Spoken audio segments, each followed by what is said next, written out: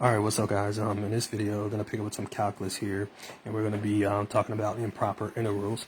So we're just asked to evaluate this improper integral from 7 to infinity. We got dx over x plus 1 all raised to the 1 over 3. Or they want us to state that it's a divergent integral. So again, just a brief reminder of what an improper integral is. An improper integral is a special type of definite integral where you either have infinity as either one or both of the limits of integration, and sometimes the infinity for one of the limits of integration can be negative, and so we consider it to be improper. An integral can also be considered improper if it has a discontinuous integrand on the interval of integration. And so those are basically what you need to know about improper integrals. There's a bunch of different types. And so basically what you have to do for improper integrals is you have to rewrite the integral by substituting in a variable, typically t for your infinity, and evaluate the integral by taking the limit.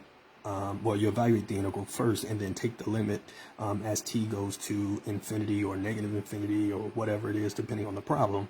And that's how you get your answer. And the reason for that is because, remember, infinity is not a finite value. So we can't just use part 2 of the fundamental theorem of calculus and substitute infinity in. Infinity is not finite. You can't do it like that.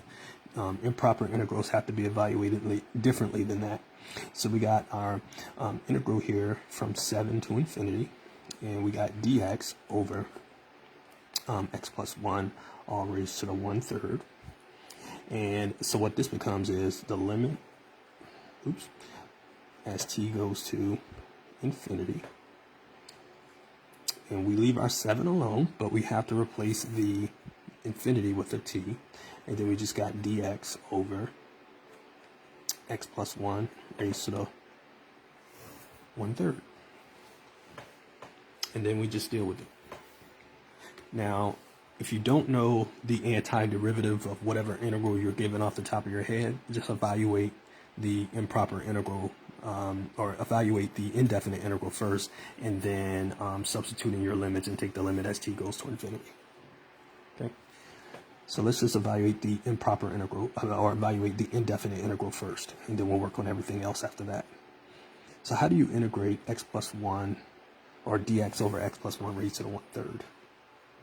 Well, hopefully you see that that's just a simple u substitution. That'll be x plus 1. Taking the derivative of that just gives us dx. So essentially what we end up with is the integral of 1 over u raised to the 1/3, and we integrate that with respect to u.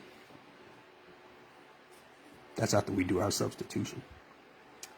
So what is the antiderivative of 1 over u to the 1/3 with respect to u? Well, if you don't know how to integrate that, we can use a little bit of algebra and rewrite this as u to the negative 1/3 du. So maybe you don't know how to integrate that, but maybe that looks like something a little bit more familiar, and you can use the power rule now. So sometimes rewriting the expression in the integrand using algebra will make the integral look a little easier, because sometimes it can be a little intimidating, but it's actually not that hard at all. So you just apply the power rule for integration here. We'll see what we get. So we'll just get 3 over 2 u raised to the 2 over 3. Plus c, basically. All right, so that's what we would get if it were an indefinite integral. And all we have to do is sub the x plus 1 back in there. So this would be 3 over 2, x plus 1, all raised to the 2 over 3 plus c. And that's what we got. Now we take the limit as t goes to infinity. So we'll have the limit as t goes to infinity. And what we have is 3 over 2, x plus 1 raised to the 2 over 3. Now that's being evaluated from 7 to t. So what that gives us is the limit as t goes to infinity, and we'll get 3 over 2 t plus 1 raised to the 2 over 3. Then it'd be minus 3 over 2. 7 plus 1 is 8. So it'd be 8 raised to the 2 over 3. And we take the limit. So we're going to get infinity. That's going to be minus 6. And that's just going to give us infinity. So since we end up getting infinity when we take the limit of our result, for the final answer, we could say that this improper integral simply diverges. So from 7 to infinity, we got dx over x plus 1 raised to the 1/3. It diverges because we got infinity when we took the limit. And that's your answer. Alright, so hopefully that made sense.